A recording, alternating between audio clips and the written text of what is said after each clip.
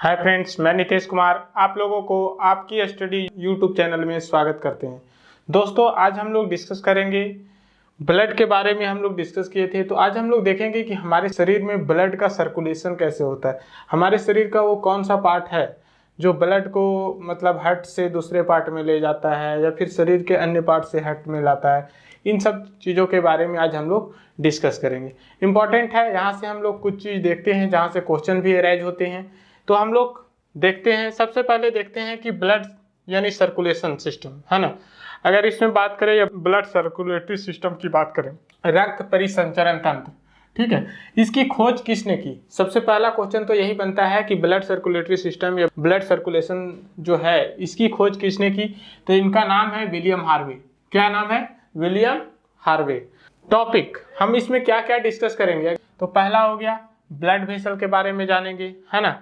फिर इसके बाद धमनियाँ आर्टरीज के बारे में देखेंगे, वेन के सिराएं के बारे में देखेंगे, और इसमें हम लोग देखेंगे कुछ ऐसे ब्लड सर्कुलेटरी सिस्टम का टाइप ओपन, क्लोज्ड, मिक्स्ड, इन सब चीज़ों के बारे में हम लोग इस वीडियो में डिस्कस करेंगे।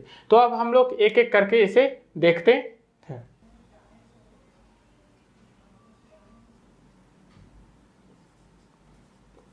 हम लोग देखते हैं कि जीव जंतु में परिसंचरण होता है। परिसंचरण मतलब क्या? परिवहन होता है, यानी एक प्रकार से ट्रांसपोर्टेशन होता है। वो क्या हो सकता है?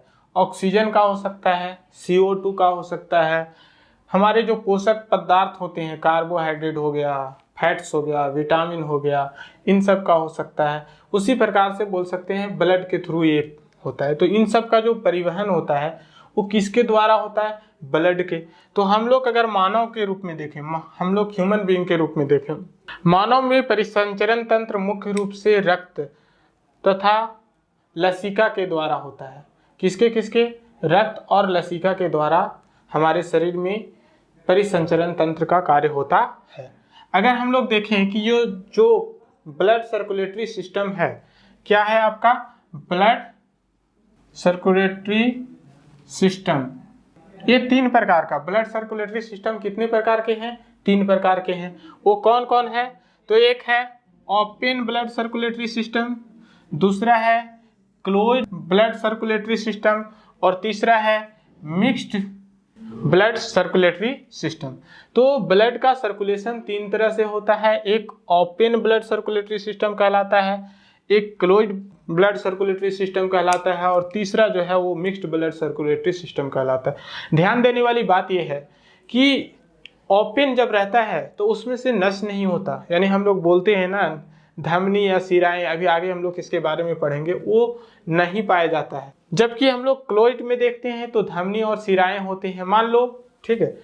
अब इसको अगर थोड़ा सा समझना है तो ओपन जो सर्कुलेटरी सिस्टम होता है, रक्त बिना किसी प्रेशर के आगे बढ़ता है। अब सिंपल सा समझो, प्रेशर कब बनता है? जब एक पाइप हो, जैसे मान लो ये है, इसके अंदर पाइप है, हम लोग इधर से कुछ भेज रहे हैं, तो जब भेज रहे हैं तो इसका मतलब है कि प्रेशर हम लोग लगा रहे हैं। इधर ठेला जा रहा है तो मतलब इस पर प्रेशर लग रहा है, तब ये जा रहा है। अब मान लो कि ये कोई सिराएं ही नहीं, नली ही नहीं, और जब नली नहीं होगा तो प्रेशर कहाँ होगा? वो जैसे है वैसे रहेगा, वहाँ पर कोई भी प्रेशर काम नहीं करता। तो बोला गया रक्त बिना किसी प्रेशर के आगे बढ़ता है।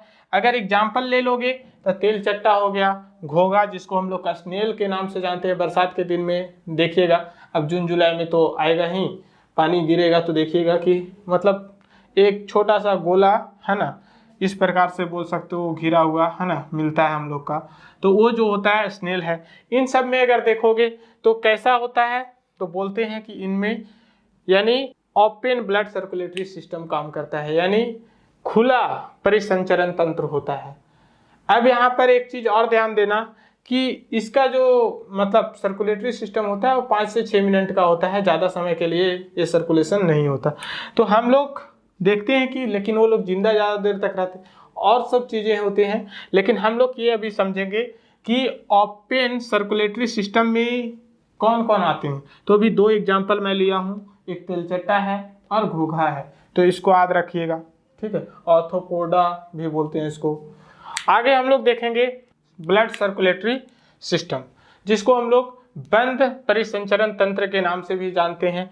इसमें देखोगे तो रक्त नली के माध्यम से प्रेशर के साथ आगे बढ़ता है। हम लोग जानते हैं ना, ह्यूमन बीइंग में आपको बताए थे जब पढ़ा रहे थे पिछले क्लास में, तो उसमें मैं आपको बताया था कि हमारे शरीर से ब्लड जो होता है 120 के स्पीड से प्रेशर बनाते हुए जाता है और 80 के स्पीड से हमारे हार्ट में आता है। तो यहाँ पर हमारे शरीर में क्या देखोगे कि नली बना हुआ है। अब ये नली भी दो प्रकार के आएंगे अभी, जैसे धमनी होगा, सीरा होगा, तो उन सब के बारे में हम लोग पढ़ेंगे। तो रक्त नली के माध्यम से प्रेशर के साथ आगे बढ़ता है, जैसे मानव हो गया, केचुआ हो गया, है ना। ये सब में क्लोज्ड ब्लड सर्कुलेटरी सिस्टम पाया जाता है। अगर थर्ड नंबर पर देखें तो मिक्स्ड ब्लड सर्कुलेटरी सिस्टम होता है। और मिक्स्ड ब्लड सर्कुलेटरी सिस्टम की अगर हम लोग बात करें तो इसमें से कौन सा एग्जाम्पल आ जाएगा, तो मिक्स्ड ब्लड सर्कुलेटरी सिस्टम में देखोगे तो आपका मछली आ जाएगा।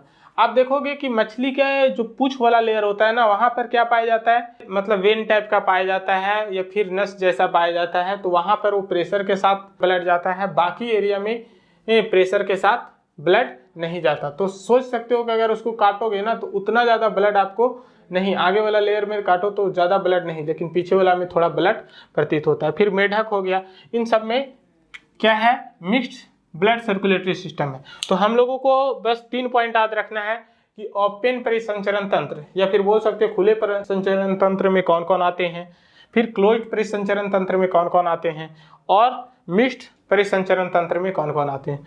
अब हम लोग इसके बाद जो है वो देखते हैं ब्लड वेसल और साथ साथ धमनी एवं शिराएं। अब हम लोग धमनी और शिरा का अंतर देखते हैं। तो यहाँ पर क्या है, सबसे पहले ब्लड वेसल। अगर हम लोग ब्लड वेसल की बात करें, रक्त वाहिनी की बात करें, ठीक है, तो परिवहन रक्त का, ठीक है, यानी हम लोग बोलते हैं कि रक्त को ले जाना और ले आना, ये जो होता है वो ब्लड वेसल का कार्य होता है। तो ब्लड वेसल क्या है, जो रक्त को हमारे शरीर में हेड से दूसरे पार्ट में ले जाता है या फिर दूसरे पार्ट से शरीर का रक्त मिलाता है। तो ये सारा जो हो गया वो ब्लड वेसल के तहत आएगा। अब इसमें से 2 इम्पॉर्टेंट पार्ट है, एक है आर्टरी जिसको हम लोग धमनी बोलते हैं, और दूसरा है शिरा जिसको हम लोग वेन बोलते हैं। अब यहाँ समझना है, ठीक है, धमनी में जो होता है वो शुद्ध रक्त का प्रवाह होता है, किसका, शुद्ध रक्त का, जबकि शिरा में जो होता है वो अशुद्ध रक्त का प्रवाह होता है।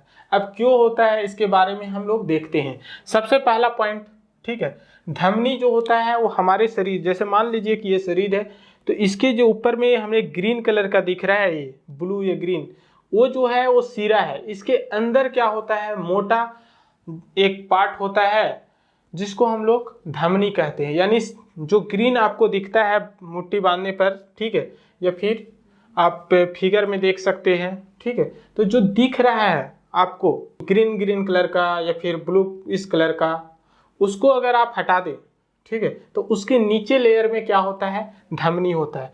तो धमनी क्या करता है, ये ब्लड को हार्ट से बॉडी के अन्य पार्ट में ले जाता है। कहाँ से, यानी ब्लड को हार्ट से, मतलब हृदय से बॉडी का अन्य पार्ट में ले जाता है। हम लोग नेक्स्ट वीडियो में हार्ट ही पढ़ेंगे तो और डिटेल वहाँ हम लोग जानेंगे।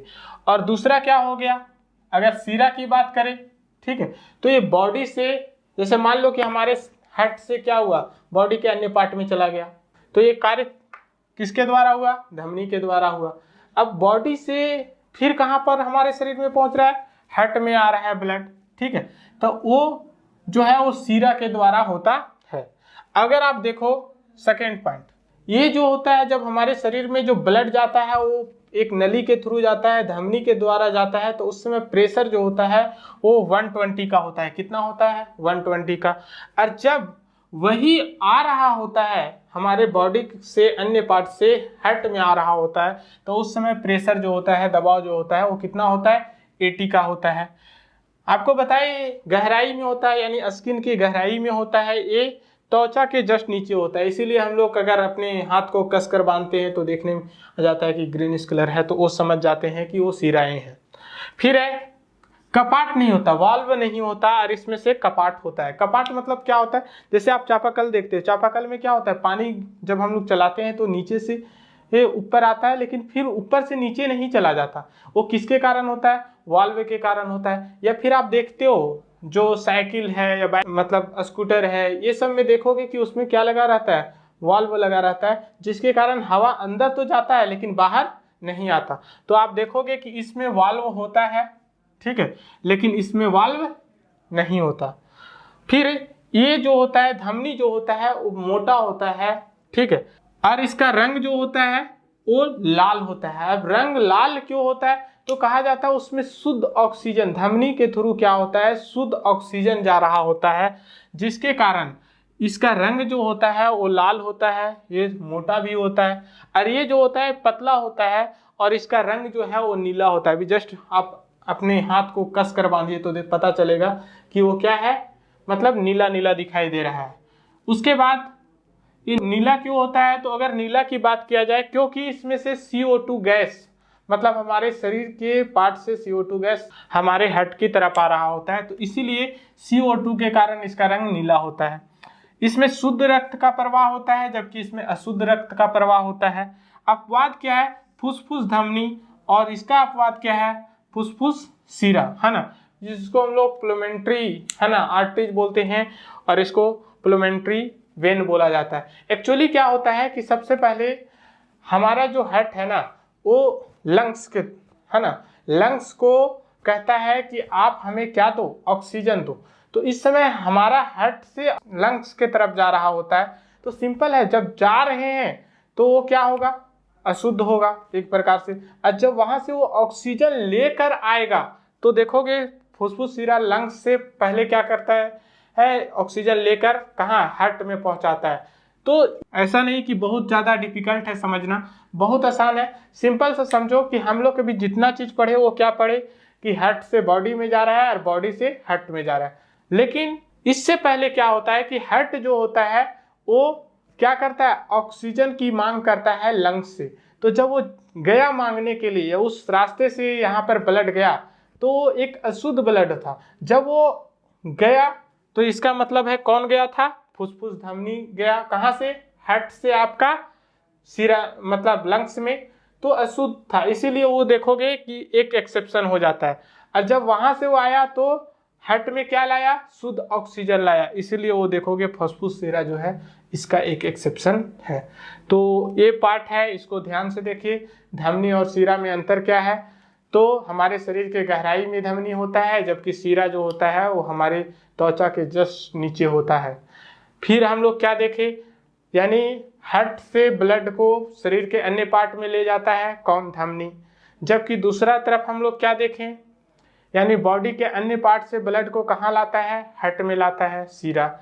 जब ले जा रहा होता है तो जिस नली से ले जा रहा होता है उसमें प्रेशर जनरेट होता है, और उस प्रेशर कितना होता है, 120, जबकि जब लेकर आ रहा होता है तो कितना होता है, 80। उसके बाद हम लोग क्या देखते हैं कि वाल्व नहीं पाया जाता है धमनी में, जबकि सिरा में वाल्व पाया जाता है। धमनी में जो रक्त जा रहा होता है हार्ट से बॉडी के अन्य पार्ट में वो शुद्ध रक्त होता है, जबकि बॉडी के अन्य पार्ट से जो रक्त आ रहा होता है यानी हार्ट में वो अशुद्ध होता है, यानी बोल सकते हो उसमें CO2 प्रेजेंट होता है। एक्सेप्शन क्या है, इसका फुसफुस धमनी और इसका फुसफुस सिरा। तो ये हमारा नेक्स्ट पार्ट था। अब हम लोग अगले वीडियो में फिर से डिस्कस करेंगे, हार्ट के बारे में जानेंगे। तो थैंक यू वेरी मच। देख